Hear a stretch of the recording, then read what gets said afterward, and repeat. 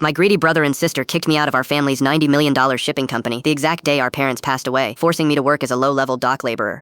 They had no idea that 4 years later, I would build my own global trade empire, buy out their bankrupt business, and personally sign their eviction notices. They thought because our parents were gone, I had no one left to protect me. They were dead wrong. The betrayal happened 3 hours after our parents' funeral. We sat down to read the business transition documents, but my older brother and sister had already manipulated the paperwork. "You're too weak and clueless to handle a massive shipping empire," my sister sneered, sliding a termination contract across the table. My brother nodded coldly. "We are dividing the executive shares between the two of us. You get nothing. Pack your bags." They stripped me of my position, took away my car, and left me completely broke, living in a tiny cramped room near the harbor. While they moved into luxury penthouses and flaunted their wealth on social media, I was forced to take a brutal, back-breaking job loading heavy cargo containers onto ships just to survive. But as I worked under the freezing rain, watching our parents' old vessels sail away, a fierce fire ignited inside me. I swore an oath to my parents' memory that I would take back what they built. I used every single second of my free time to study global supply chains, maritime law, and logistics automation from a battered second-hand laptop.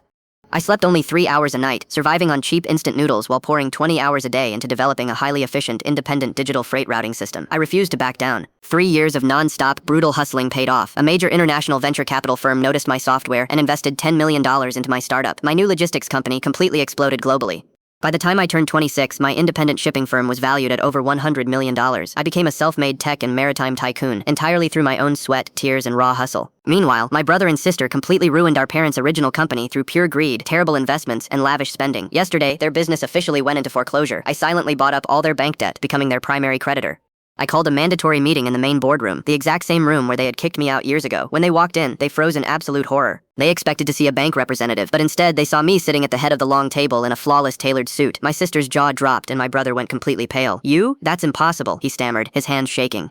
I slid the foreclosure documents across the glass. "You two spent so much time acting like emperors that you forgot how to actually run a business. Your shares are gone and your assets are officially seized." My sister fell to her knees, crying and begging me to save them from total ruin. My brother put his hands together, whispering, "Please, we're family." I looked at them, remembering the day they threw me out into the cold right after our parents died.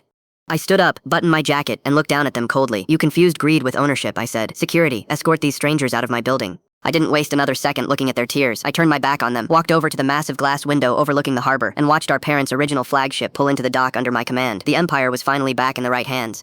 I took a deep breath, adjusted my cuffs, and whispered to the quiet room, "Rest in peace, Mom and Dad. I took it all back."